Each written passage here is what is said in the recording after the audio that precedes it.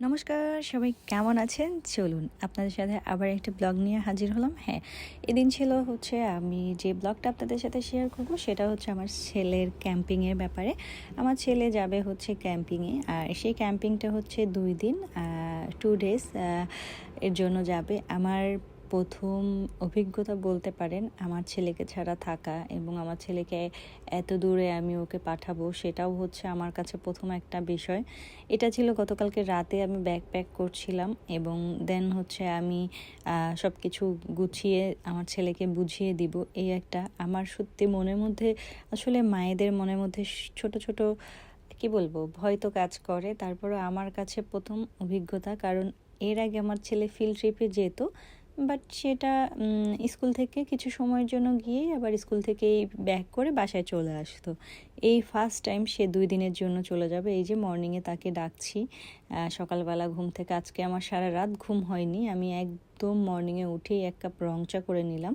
তারপরে ওর last packing, মানে যেগুলো ওর দরকার, আসলে ওদের খাবার সব কিছু দিবে। তারপর আমি কিছু কিছু মানে একটু জাস্ট কুকিজ, দেন হচ্ছে একটু চিপস, ও যেগুলো খায় ও জাস্ট এমনি দেওয়া। আর ওর অক্টোপাসে টাকা ঢুকাই দিব, ওর ওইখানে ভ্যান্ড মেশিন আছে, ওখান থেকে খাবার কিনে নেবে বলছে।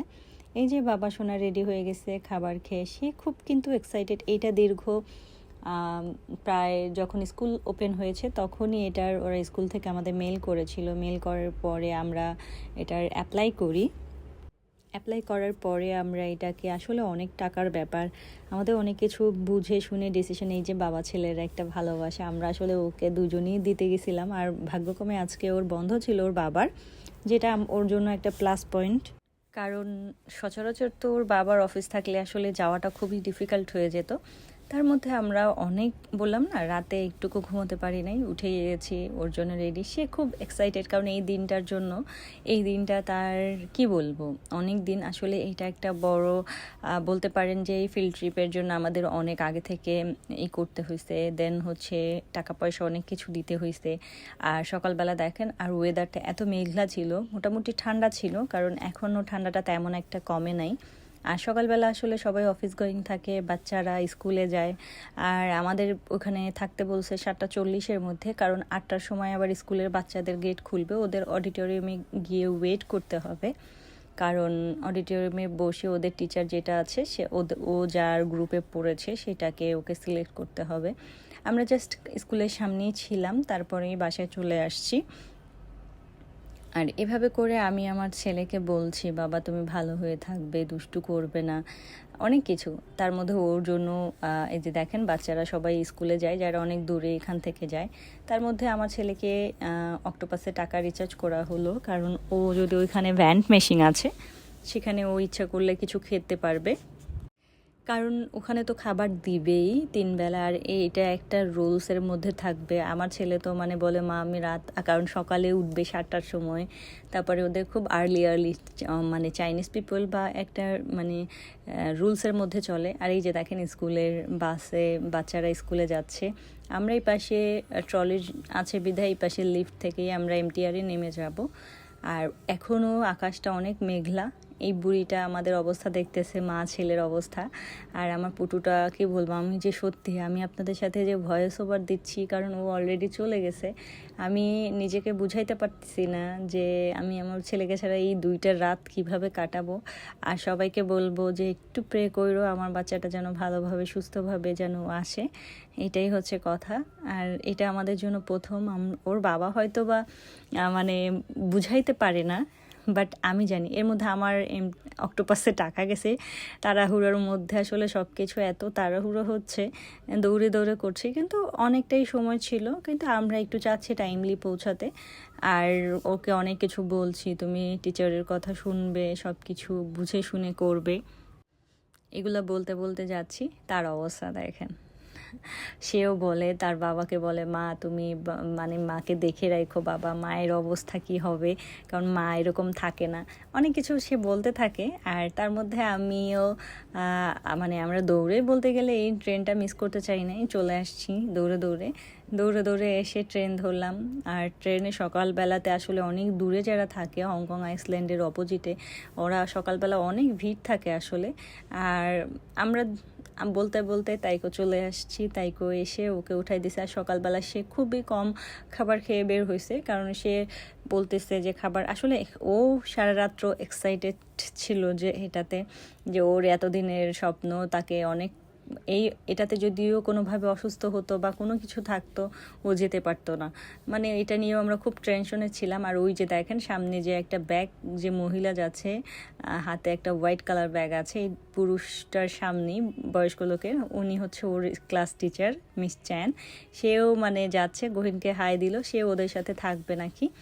আর আমরাও পৌঁছে গেলাম বলতে বলতে সিটি প্লাজায়, কারণ এরপরেই ওর মানে আমরা দাঁড়ানোর পরেই ও ঢুকে যাবে। সত্যি কথা বলতে গেলে আমাদের জন্য অন্যরকম একটা অভিজ্ঞতা, আমি বারবার করে বলছি, কারণ আমার লাইফে আমি আমার ছেলেকে রাত ছাড়া 2 দিন থাকবো, এটা আমার জন্য খুবই ডিফিকাল্ট। আর তার বাবা তো চুপচাপ আছে, তার বাবা তো আজকে ভগবানের এমন অশেষ কৃপা যে আজকের দিনেই ওর বাবার ছুটি আছে, যে কারণে আমার একটু কষ্টটা কমে গেছে। আর অলরেডি অনেকে চলে আসছে স্কুলের সামনে, আর আমরাও চলে আসছি। এর মধ্যে অনেক বাচ্চারা এমনিতেই ক্লাস করার জন্য যারা আসে তারাও আইসা বসে আছে। আর ওদের একটা সিস্টেম আছে, তুমি আসলেই যে ঢুকতে পারবে তা না, ওদের একটা সময় নির্ধারণ করা থাকে যে 8টায় গেট খুলবে, তখনই বাচ্চারা ঢুকবে। এখানে বসে আমরা কথা বললাম, তারপরে একটু ছবি তুলে নিলাম ছেলের সাথে। আর সবাই ওয়েট করছে টিচাররা যখন ডাকবে। আর এই যে ওরা এখানে দাঁড়াইছে যারা ক্যাম্পিংয়ে যাবে, দাঁড়ানোর পরে ওরা সবাই ঢুকবে। অনেক মেয়েরা, আসলে এটা গ্রেড 5 and 6 যাচ্ছে, আর ওদের ক্লাস টিচাররা থাকবে, অনেক কিছু। আর তার মধ্যে ও ঢুকে গেল, আমাদেরও ওয়েটিং করা মানে শেষ হয়ে গেল। এরপরে ওরা চলে যাবে ভিতর থেকেই বাসে উঠে, কারণ এরপরে তো আমরা দেখতে পারবো না। আর ছেলেকে বাই বাই দিলাম। আর ওই যে যাচ্ছে ছেলে, আমার যে কি মানে কি বলবো, খুশিও লাগছে, কারণ ছেলের খুশিটাই আমার খুশি, কারণ ছেলে যদি খুশি থাকে আমরাও খুশি থাকি। আর এইভাবে করে করে ওরা সবাই গেল। আর আমি ভাবছি হয়তো বা দেখা যাবে, কিন্তু আমরা অনেক সময় ওয়েট করার পরে দেখলাম যে না, ওরা ভিতর থেকে অডিটোরিয়ামের ভিতর থেকে গ্রুপ করে করে ওরা চলে যাবে। আর এইখানে হচ্ছে যে বাচ্চাগুলো স্কুল করবে আগে এসে দাঁড়ায় আছে, তারা এখানে বসে আছে। এই একটা বাচ্চা দেখেন যে 8টায় গেট খুলবে, তার জন্য এরা এখানে গিয়ে হোল্ড করছে, যখনই গেট খুলবে ফুস করে ঢুকে যাবে। মানে এই বাচ্চাগুলো আসলে কি বলবো, যারা অনেক তাড়াতাড়ি চলে আসে, দেখেন এই বাচ্চাটা তো এখানে বসেই থাকবে, যখনই গেট খুলবে এই যে অনেক বাচ্চা চলে আসছে। আমরা কিছু সময় ওয়েট করলাম, যে ওরে বললাম যে আমরা কিছু সময় হোল্ড করি। আর এখনও অনেক বাচ্চা আসতেছে যারা ক্যাম্পিংয়ের জন্য।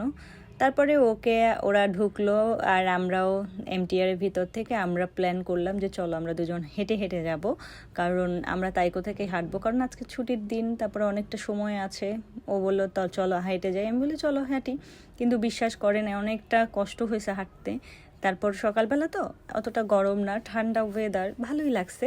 তারপরে খাবার কিনলাম বাইরে থেকে, এই যে এটা হচ্ছে তাইকো। আর এভাবে করে করে আমরা দুজন হাঁটতেছি, এই যে দেখেন তাকে বলতেছি আর সে তো চুপ করে আছে। আর সে আসলে বরাবরই আমি যখন কথা বলি সে চুপ করে থাকে, যতটা দরকার ততটাই কথা বলে। তারপর ওই পাশে নর্থ পয়েন্ট বাজারে গেল, এই যে সকালবেলা রেস্টুরেন্ট ওপেন করছে, খাবার দাবার দেখেন চাইনিজ খাবার।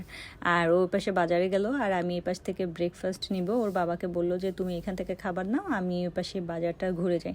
তারপরে আমি এখানের যে সকালবেলাতে একটা মিল পাওয়া যায় খুবই ভালো, এখানে দেখলাম যে এখানের চেয়ে সামনে গিয়ে অর্ডার দিলাম, এটা হচ্ছে সয়া মিল্ক অ্যান্ড ব্রেড, খুবই মজার। ওই যে ওই পাশে অনেক মজার ছিল খাবারটা। এটা আমি আরও একবার খেয়েছি, এই কারণেই বলতেছি, এটা ভাবি খাওয়াইছে, যেটা সত্যি কথা, আমাদের এখানে ভাবি।